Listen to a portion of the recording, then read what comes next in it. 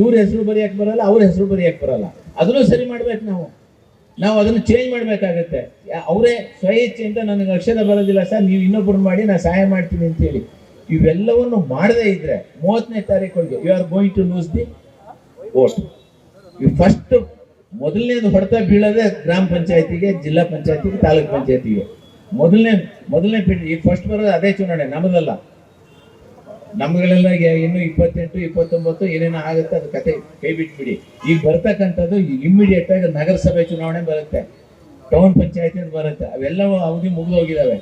ಇವತ್ತು ನೀವೆಲ್ಲರೂ ವಾರ್ಡಿಗೆ ಹೋಗಿ ಅದನ್ನ ಮಾಡದೇ ಇದ್ರೆ, ನೀವೇನಾದ್ರು ನೆಗ್ಲೆಕ್ಟ್ ಮಾಡಿದ್ರೆ ಖಂಡಿತ ಇದರ ನಷ್ಟ ಕಾಂಗ್ರೆಸ್ಗೆ ಆಗುತ್ತೆ.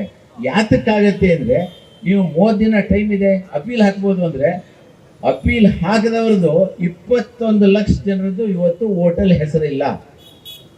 ವೆಸ್ಟ್ ಬೆಂಗಾಲಲ್ಲಿ 21 ಲಕ್ಷ, ಅಲ್ಲಿ 91 ಲಕ್ಷ ಜನರ ಮತದಾರರ ಪಟ್ಟಿಯಿಂದ ಹೊರಗೆ ಹೋಗಿದ್ದಾರೆ. ಹೆಚ್ಚು ಕಡಿಮೆ 1 ಕೋಟಿ ವೋಟರ್ಸ್ ಇಲ್ಲ.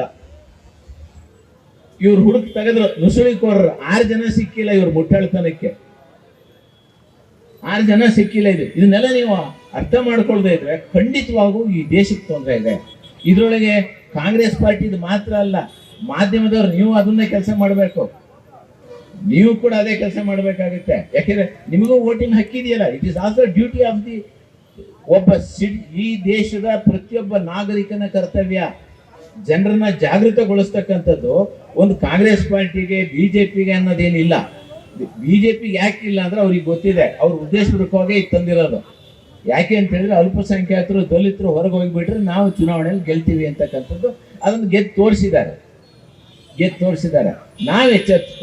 ನಾವು ಎಚ್ಚರಿಸ್ಕೋಬೇಕು. ಆದ್ರಿಂದ ನಾವೆಲ್ಲರೂ ಕೂಡ ಮಾಡಬೇಕಾದ ಕೆಲಸ ಏನಂದ್ರೆ, ಗ್ರಾಮ ಪಂಚಾಯತ್ ವೈಸು, ಬೂತ್ ವೈಸು ಹೋಗಿ ಪಟ್ಟಿಗಳನ್ನು ಸರಿಪಡಿಸ್ತಕ್ಕಂಥ ಪ್ರಯತ್ನಗಳನ್ನು ಮಾಡದೇ ಇದ್ರೆ ಖಂಡಿತವಾಗೂ ಈ ದೇಶಕ್ಕೆ ಗಂಡಾಂತರ ಇದೆ.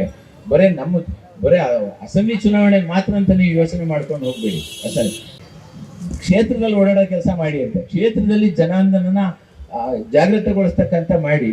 ನೀವು ಅಲ್ಲಿ ಮಾಡದೇ ಇದ್ರೆ, ಸಭೆಗೆಲ್ಲ ನಾವು ಹೋಗ್ತಾ ಇದ್ಬಿಟ್ರೆ ಬಸ್ಸಲ್ಲಿ, ಕಾರಲ್ಲಿ, ಇಲ್ಲಿ ಓಟ್ ಹೋಗ್ತಾ ಇರ್ತದೆ ಕೆಳಗಡೆ. ಯಾಕೆಂದ್ರೆ 1 ಕೋಟಿ ಮತದಾರರನ್ನ ಇವತ್ತು ತೆಗೆದಾಗಿದೆ. ಕೇರಳದಲ್ಲಿ ಮಾತ್ರ ಕಡಿಮೆ ಆಗಿರೋದು. ಕೇರಳದಲ್ಲಿ ಮಾತ್ರ. ತಮಗೆ ಇನ್ನೂ ಒಂದು ಮಾಹಿತಿಯನ್ನು ಕೊಡ್ತೇನೆ, ಯಾವ ರೀತಿಯಲ್ಲಿ ನಡೀತಾ ಇದೆ ಇವ್ರದ್ದು ಒಂದು ಕತೆ ಅಂತ ಹೇಳಿದ್ರೆ, ಇವರು 21 ಲಕ್ಷ ಅಪೀಲ್ ಹಾಕಿದವ್ರದ್ದು ಹಾಗೇ ಇದೆ.